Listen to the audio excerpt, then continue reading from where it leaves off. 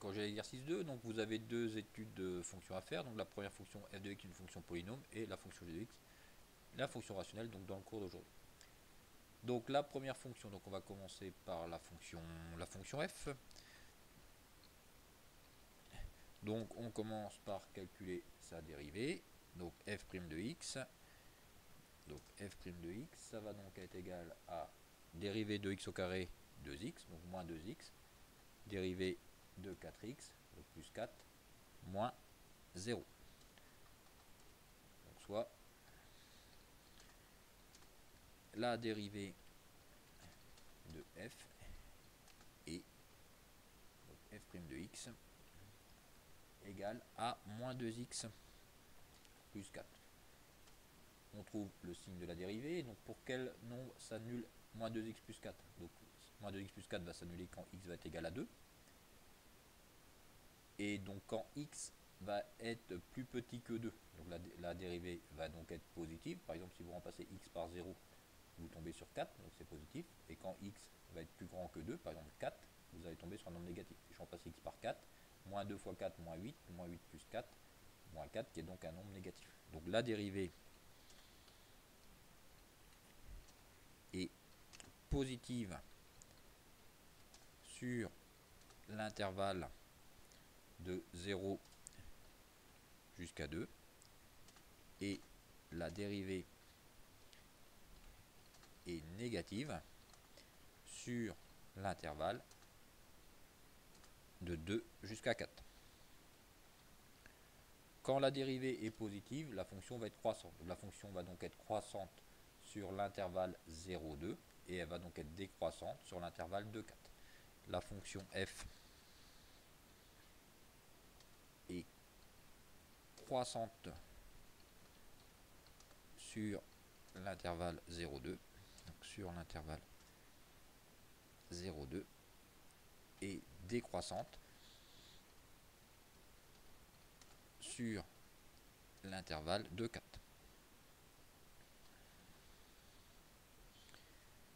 Donc voilà le sens de variation pour la fonction f. Alors maintenant, la fonction g. Donc la fonction g,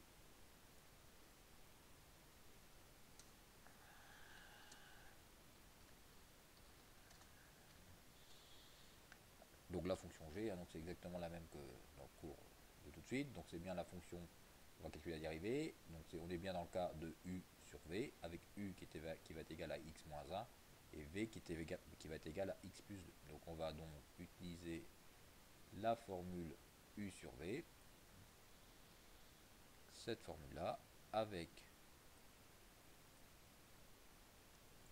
Donc on utilise cette formule-là avec u qui est égal à x moins 1 et v qui va donc être égal à x plus 2. Donc si u est égal à x moins 1, la dérivée de u va donc être égale, u' va donc être égale à 1. La dérivée de v, v' va donc aussi être égale à 1. Donc la formule, donc u', donc 1 fois x plus 2 moins x moins 1 fois 1 divisé par v au carré, donc divisé par x plus 2 au carré. Donc f' de x, la fonction f' de x va donc être égale à, donc f' de x va donc être égal à 1 multiplié par x plus 2 moins x moins 1 multiplié par 1. Et tout ça va être divisé, donc divisé par x plus 2 au carré.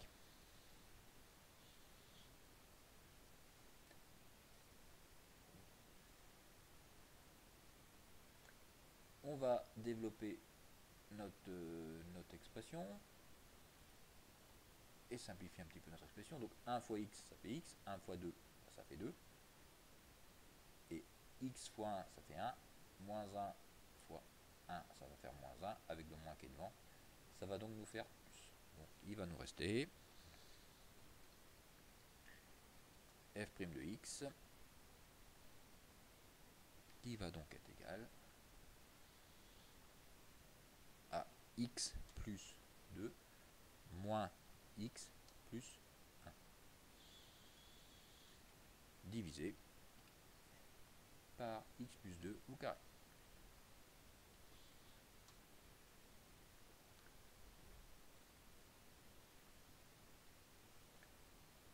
Quel va être le signe de cette expression? Donc ça va encore, donc x moins x, bah, il va nous rester 0, 2 plus 1, 3. Donc soit la dérivée va donc être égale, f' de x va donc être égal à donc 2 plus 1, 3, 3 divisé par x plus 2 au carré.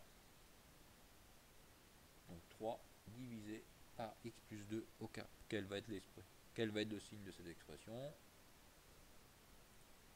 Le numérateur 3, c'est un nombre qui est positif. On divise par x plus 2 au carré, qui est un nombre positif. Donc la dérivée est donc positive. Donc la dérivée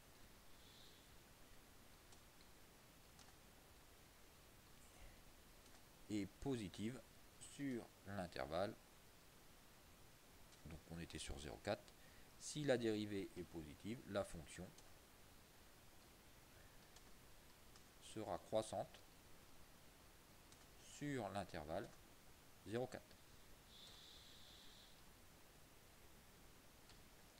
La question suivante, c'était de faire un tableau de variation. Donc le tableau de variation, donc toujours pareil, 3 lignes.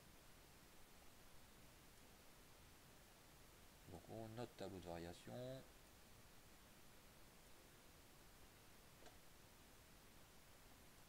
On va donc avoir nos 3 lignes.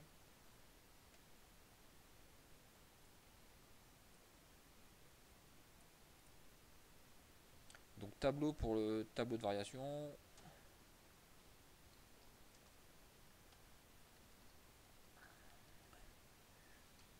Donc pour la fonction f.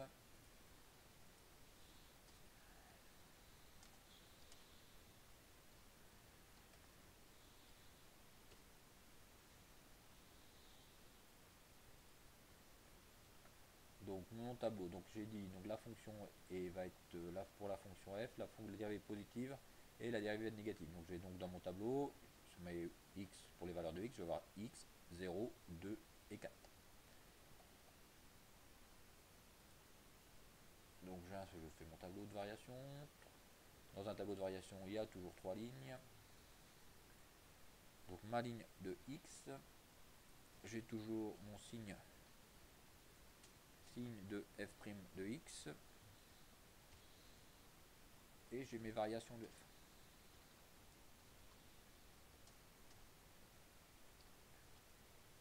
On a dit que x variait entre 0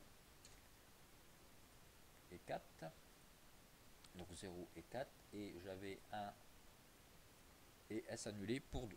Donc ça s'annule pour 2. Donc voilà mes valeurs dans mon tableau. On a dit que x de la dérivée était commencé par être positive, et après la dérivée était négative. Donc, dérivée négative. Donc moins. On a sous le 2, la dérivée s'annule en 2, donc on va mettre 0. Quand la dérivée va être positive, la fonction va donc être croissante. Donc, quand la dérivée est positive, la fonction va être croissante. Donc je vais donc avoir une flèche comme ça. Et après, la dérivée va donc être négative. Je vais donc avoir une flèche dans l'autre sens. Une flèche comme ça. Donc il me reste à trouver la valeur quand x va être égal à 0. la valeur quand x va être égal à 2, la valeur quand x va être égal à 4. Donc pour ça, je prends la fonction de départ et je remplace x par 0. Donc je prends ma fonction de départ et je remplace x par 0. Donc là c'est facile, il me reste moins 3. Donc ici, moins 3. La valeur qu'on va mettre ici, je remplace x par 2. Donc je prends ma fonction de départ et je remplace x par 2. Donc ça va me donner donc moins 2 au carré plus 4 fois 2 moins 3. Donc ça me donne 1. Le nombre qu'on met ici, je vais donc avoir 1. Et ici, pour avoir la valeur qu'on va mettre ici, je remplace x par 4. Donc pour remplacer x par 4, donc moins 4 au carré plus 4 fois 4 moins 3. Et ça va me donner moins 3. Donc le nombre qu'on va mettre ici, ça va donc être moins 3. Voilà le tableau de variation pour la fonction f. Donc cette ligne là, la colonne, donc il faut que j'arrive à supprimer cette colonne là. Normalement sur votre cahier vous n'avez pas à mettre cette colonne là. Voilà mon tableau de variation. On fait un tableau de variation pour la fonction g. Donc pour la fonction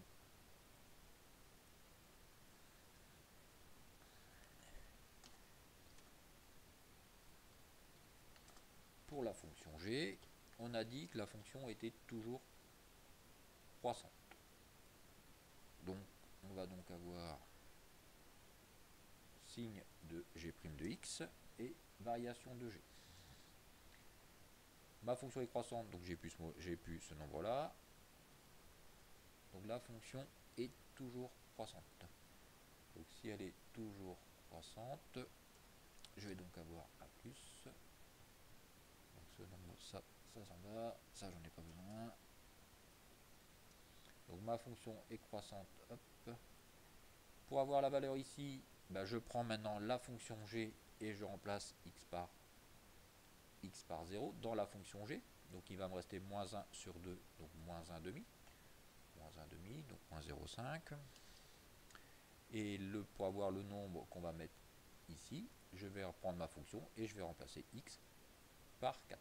Je prends ma fonction et je remplace x par 4 dans ma fonction. Donc 4 moins 1, 3, divisé par 4 plus 2, 6. Donc moins 3, donc 3 divisé par 6. 3 divisé par 6, ça va faire 0,5.